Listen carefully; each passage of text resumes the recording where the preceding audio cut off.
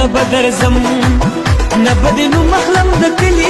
وای په لمس ستا مې ماشومان په کاڼو ولي ولي نه بدرځم نه بدرځم د قام سترګې ملګرو دا د قام سترګه خو به پېژنې دا هغه د قام سترګه ده ښه یا خرقامه د قام سترګې چې دی بله ورځ په مولانا صاحب باندې چې کومې تنقید یې کولې او کومه بکواسات یې شروع کړي او مولانا صاحب ښکته او رباب پورته مطلب چې رباب ډېر غوره د مولا نه د علم نه توبه نعوذ بالله بلکې د هر څه نه رباب ډېر زیات غوره او مولا چې دی ډېر زیات سپک و د ده چې اصل بیکګراونډ هم چک که دا سړی چې دی یوازې ربابي نه بلکې دا لښتۍ هم ده ښه د خپل ټیم په ښه لښتۍ ده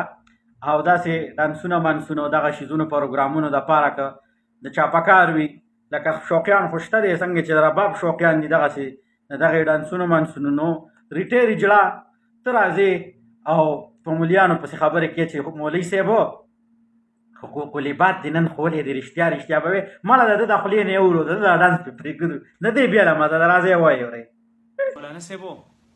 زمونږ مشر یې مولانا صاحب رښتیا به وایي نن د جمعې ورځ تېره شوله د جمعې ورځ تېره شوله په قامي مسله دې بحث کړی دی ته چې په دغه منبر ناستې د قام د ځوان او د قام د بچي لپاره دې خبره کړې ده حقوق العباد له دې څومره ټچ ورکړی دی تا زما پلار ته ویلي دي چې زما خور واده ده او هغه له ځمکه ورکول پکار دي ځکه چې هغه د غربت ژوند تېروي ویلي دي ورته زما ترور واده شوې ده تا زما پلار ته د جمعې په مانځه کې دا بیان کړی دی چې ظالمه ته چې په دې ځمکه باندې قابض یې او دا کم حصه چې ته خورې دا د چا د سره ده ویلي دي ورته نه دي ورته ویلي مولانا صاحب د خان صاحب د اړې نه او د ملک صاحب د اړې نه لږ راړخته شه خپله مزدوري کوه نر نر غږېږه نرې نرې خبرې کوه او څوک دې نر شي تا ته دې وګوري ته چې کومه څوکۍ سنبالې او په کوم منبر باندې ناست دا ډېر مقدس ځای دی ډېر very nice very nice نوې نوې نظامونه روزي خدای خبر چې اخري ورځې که څه سره ولي خان لښتې مورتې اجړاګان به راپسي او وایي به چې ملا صاحب تا ما ته دا نه دي ویلي چې ته مه ګډېږه نه مولوي صاحب خو تا ته دا ویلي دي که نه چې ته دا ګډاګانې مه کوه دا ډمتوب ښه کار نه دی نو ته راپاسې د مولا په کارونو کې د مداخلت وکړو نو اوس دې مونږ چېرته که پرېږدو مولوي صاحب ته په دې ګناهګار یې چې تا دته دا نه دي ویلي چې ته مه ګډېږه دا غریب ستا نه پټ تللی دی او ګډ شوی دی خو بیا هم ته ګناهګار یې ولې چې ته مولا یې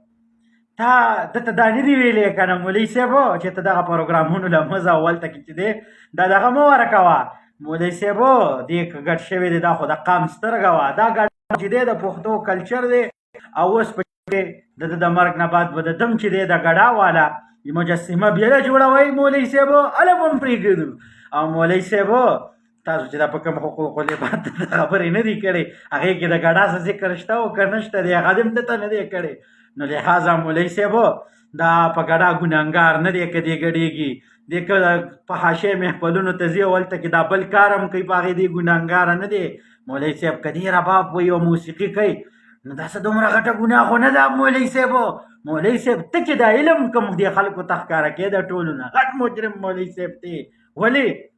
چې دا خو زه نه یم دا خو دا د ټمې زامن وایي که نه مولوي صاحب آی لک یو مولوي صاحب ته چې سم وې مونږ منلي دي مولوي صاحب خو دا په مولوي صاحب پسې چې دا کم د پخې ډمې زامن غاپي دا د سړي زامن نه دي ملګرو دا د پخې ډمې زوی مې مخې ته راغی او ګډېده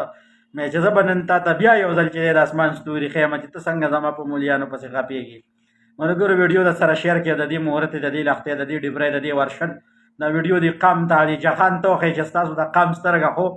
اخشي نانینا والام ده ګوره یوازې د رباب کړنګ نه بلکې ډانس والام دی های های والام دی لښتې هم ده نو که قام داسې وي خو او هم په قام کې خوټي یا خرقامه تاسو په تر څو پورې نه پوهېږئ د وګورئ هغه د خرقام سترګه ده